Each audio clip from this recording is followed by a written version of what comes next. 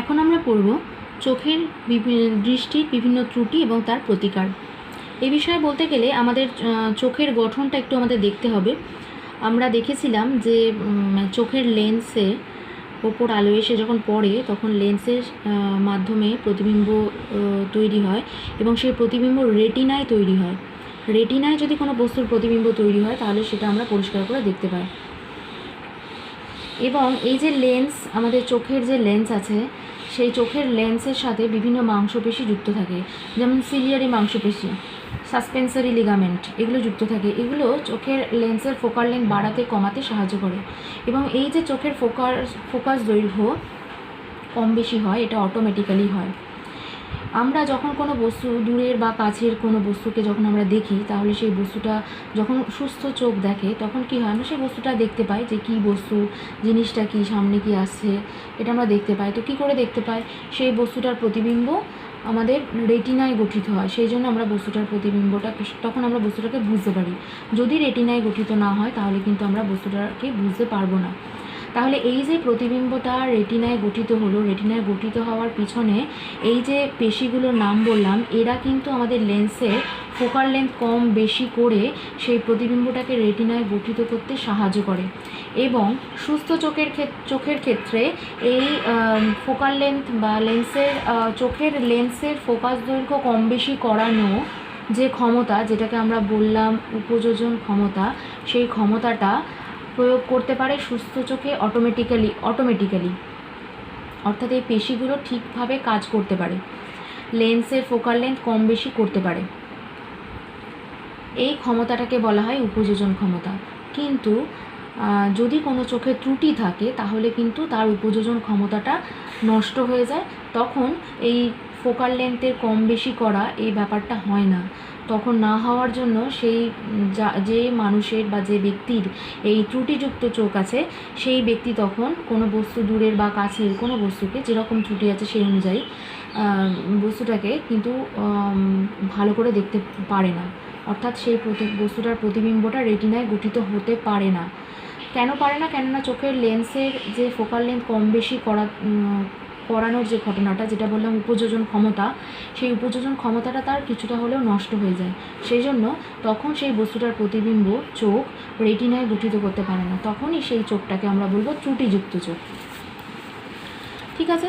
আর সুস্থ চোখের ক্ষেত্রে কী হয়? সুস্থ চোখ উপযোজন ক্ষমতা প্রয়োগ করে, সুস্থ চোখের উপযোজন ক্ষমতা থাকে এবং এই উপযোজন ক্ষমতার সাহায্যে কোনো দূরের বা কাছের কোনো বস্তুর প্রতিবিম্বকে সে রেটিনায় গঠিত করতে পারে। সেজন্য সুস্থ চোখ কোনো বস্তুর প্রতিবিম্ব যে কোনো দূরত্বেই, দূরের বা কাছের কোনো বস্তুর প্রতিবিম্ব ভালোভাবে দেখতে পায়। ঠিক আছে। আচ্ছা, এক্ষেত্রে আমাদের আরেকটা জিনিস বলতে হবে, সেটা হচ্ছে সুস্থ চোখ অনেক দূর পর্যন্ত কোনো বস্তুর প্রতিবিম্ব দেখতে পায়, কিন্তু ত্রুটিযুক্ত চোখ খুব বেশি দূরের জিনিস দেখতে পায় না। সুস্থ চোখের ক্ষেত্রে ধরে নেওয়া হয় যে দূরবিন্দু, এটাকে বলা হয় দূরবিন্দু। এই দূরবিন্দু সুস্থ চোখের ক্ষেত্রে অসীমে ধরে নেওয়া হয়, অর্থাৎ একটা সুস্থ চোখ অসীম দূরত্বে অবস্থিত কোনো বস্তুর প্রতিবিম্বকে রেটিনায় গঠিত করতে সক্ষম। একইভাবে তাহলে সুস্থ চোখের ক্ষেত্রে দূরবিন্দু অসীমে অবস্থিত হয় বললাম। এবার এখন তুমি বস্তুকে ক্রমশ কাছে নিয়ে আসো। আমরা যদি কোনো বই পড়তে চাই বা কোনো জিনিসকে পড়তে যাই, আমরা যদি চোখের খুব কাছে রাখি তাহলে কি পড়তে পারি? কেননা চোখের খুব কাছে যদি কোনো বস্তুকে রাখি তাহলে কিন্তু বস্তুটার প্রতিবিম্ব রেটিনায় গঠিত হয় না, অর্থাৎ বস্তুটাকে আমরা পরিষ্কার করে দেখতে পাই না। তাহলে চোখ থেকে একটা মিনিমাম ডিস্ট্যান্স মেনটেন করতে হয়, যে দূরত্বে রাখলে বস্তুটাকে আমরা পরিষ্কার করে বস্তুটা দেখতে পাই। সেই মিনিমাম ডিস্ট্যান্সটাকে, অর্থাৎ চোখ থেকে সর্বনিম্ন যে দূরত্বে কোনো বস্তুকে রাখলে কোনো চোখ পরিষ্কার করে সেই বস্তুর প্রতিবিম্ব দেখতে পায় তাকে বলা হয় নিকট বিন্দু। এই নিকট বিন্দু সুস্থ চোখের ক্ষেত্রে 25 সেন্টিমিটার। তাহলে সুস্থ চোখের দূরবিন্দু হচ্ছে অসীমে অবস্থিত আর নিকট বিন্দু হচ্ছে 25 সেন্টিমিটার দূরে অবস্থিত। এই 25 সেন্টিমিটার থেকে অসীম দূরত্ব পর্যন্ত এই যে অর্থাৎ নিকট বিন্দু থেকে দূরবিন্দু পর্যন্ত যে দূরত্বটা, সেটাকে বলা হয় চোখের দৃষ্টির পাল্লা। যদি কোনো কারণে দৃষ্টি পাল্লা কমে যায় তাহলে আমরা বলবো সেই চোখ হচ্ছে ত্রুটিযুক্ত চোখ। এবার আমরা পড়ব চোখের কী কী রকমের ত্রুটি হয়। তোমাদের বইয়েতে এখানে তোমাদের সিলেবাসে 2 রকমের ত্রুটি দেওয়া আছে, একটা হচ্ছে দীর্ঘদৃষ্টি আর একটা হচ্ছে হ্রস্ব দৃষ্টি। দীর্ঘদৃষ্টি বা হাইপারমেট্রোপিয়া একে বলা হয়, দীর্ঘদৃষ্টি কাকে বলে? প্রথমে আমরা পড়ব দীর্ঘদৃষ্টি। দীর্ঘদৃষ্টি এই প্রকার ত্রুটিযুক্ত চোখ দূরের জিনিস পরিষ্কার দেখতে পায় কিন্তু কাছের জিনিস পরিষ্কার দেখতে পায় না। এই রকম ত্রুটিযুক্ত চোখের আমরা বলবো দীর্ঘদৃষ্টিজনিত ত্রুটি আছে। ঠিক আছে, তার মানে দূরের জিনিস এটা পরিষ্কার দেখতে পায় কিন্তু কাছের জিনিস পরিষ্কার দেখতে পায় না। আমরা এইমাত্র পড়লাম সুস্থ চোখের নিকট বিন্দু অর্থাৎ কাছে মিনিমাম 25 সেন্টিমিটার দূরত্ব পর্যন্ত সে দেখতে পায়। তাহলে একটা সুস্থ চোখের সঙ্গে এই ত্রুটিযুক্ত চোখের পার্থক্য কীরকম সেটা আমরা এবার একটা ছবি দিয়ে দেখব।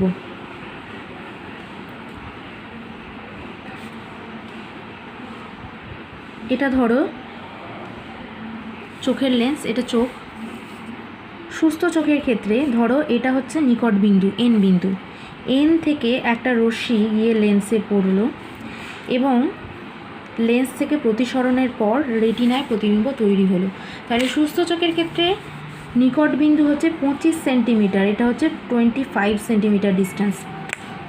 এন বিন্দু দূরত্ব হচ্ছে লেন্স থেকে 25 সেন্টিমিটার, অর্থাৎ চোখ থেকে 25 সেন্টিমিটার দূরে কোনো বস্তু রাখলে সেই প্রতিবিম্বটা রেটিনায় গঠিত হয়। এটা হচ্ছে সুস্থ চোখ।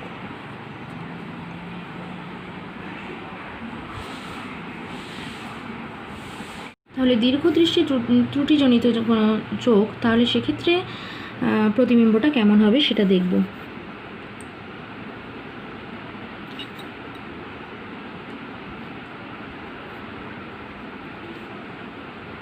এটা ধরো চোখের লেন্স। আমরা আগে যেমন দেখলাম এন বিন্দু, এটা হচ্ছে নিকট বিন্দু। তাহলে নিকট বিন্দু থেকে চোখের লেন্সের উপরে আলো গিয়ে পড়লো। কিন্তু সুস্থ চোখের ক্ষেত্রে কি হয়? সুস্থ চোখের ক্ষেত্রে প্রতিবিম্বটা রেটিনায় গঠিত হয়, কিন্তু এক্ষেত্রে রেটিনার পিছনে গঠিত হবে, অর্থাৎ রেটিনায় গঠিত হবে না। রেটিনায় গঠিত হবে না মানেই বস্তুটাকে পরিষ্কার দেখতে পাবে না। তাহলে আমাদের কি করতে হবে? তাহলে আমরা যদি এটা 25 সেন্টিমিটার, 25 সেন্টিমিটার দূরে অবস্থিত কোনো বস্তুর প্রতিবিম্ব রেটিনার পিছনে গঠিত হচ্ছে। তাহলে আমরা যদি এই বস্তুটাকে রেটিনায় গঠিত করতে চাই তাহলে আমাদের কি করতে হবে? তাহলে আমাদের এন বিন্দুটাকে সরিয়ে নিয়ে যেতে হবে।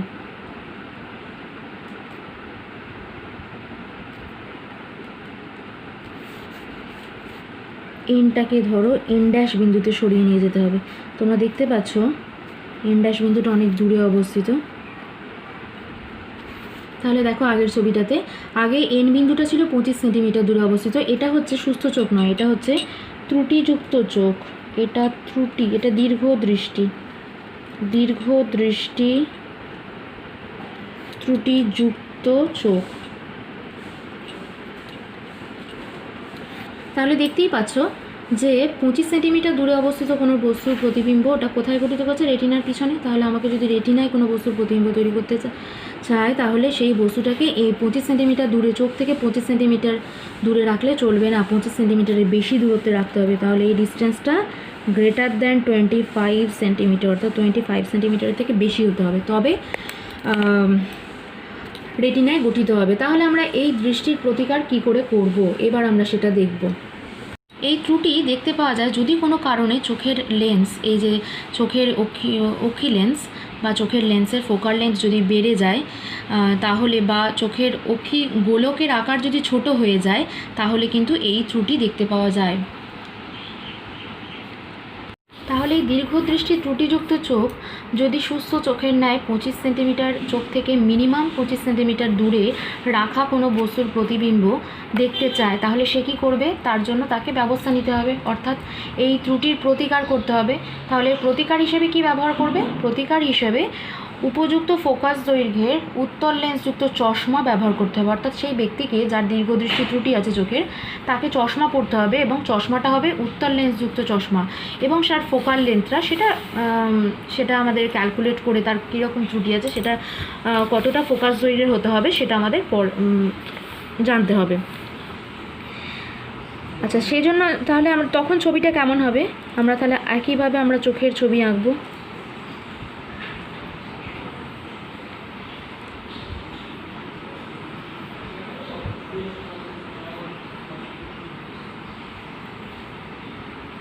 এটা হলো চোখের লেন্স। চোখের লেন্সের সামনে আরেকটা চশমার লেন্স ব্যবহার করতে হবে। এটা মনে করো চশমা, অর্থাৎ লোকটা একটা চশমা, ব্যক্তি একটা চশমা ইউজ করবে এবং সেটা উত্তল লেন্সযুক্ত চশমা হবে। এবার আমি কি বললাম, এটা হচ্ছে দীর্ঘদৃষ্টি ত্রুটিযুক্ত কোনো লোকের চোখ, তার মানে এটা চোখের লেন্স এবং সে চোখে একটা উত্তল লেন্সযুক্ত চশমা পরবে। তার চশমা পরে কী হবে, সে এন বিন্দু অর্থাৎ যেটা 25 সেন্টিমিটার দূরে অবস্থিত বিন্দু, কোনখান থেকে 25 সেন্টিমিটার, চোখের লেন্স থেকে 25 সেন্টিমিটার, যেটা সুস্থ চোখের ক্ষেত্রে নিকট বিন্দু। তাহলে এন বিন্দু থেকে আসা কোনো বস্তুর প্রতিবিম্ব কোথায় গঠিত হবে সেটা দেখব আমরা।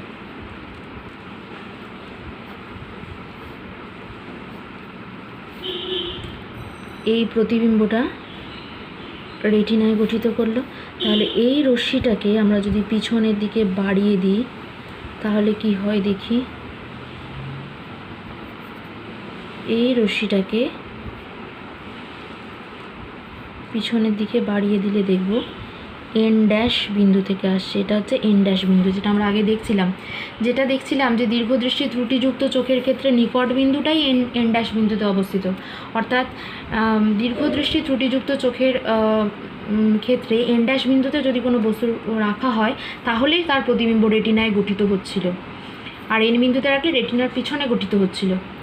কিন্তু যদি আমি উপযুক্ত ফোকাস দৈর্ঘ্যের উত্তল লেন্সযুক্ত চশমা ব্যবহার করি তাহলে দেখা যাচ্ছে যে বস্তুটাকে তুমি যদি এন বিন্দুতে রাখো, অর্থাৎ সুস্থ চোখের ন্যায় এন বিন্দুতে 25 সেন্টিমিটার দূরে রাখো, তাহলে তার প্রতিবিম্বটা এন ড্যাশ বিন্দুতেই গঠিত হচ্ছে। এক্ষেত্রে এন বিন্দুটার অসৎ বিম্ব হচ্ছে এন ড্যাশ।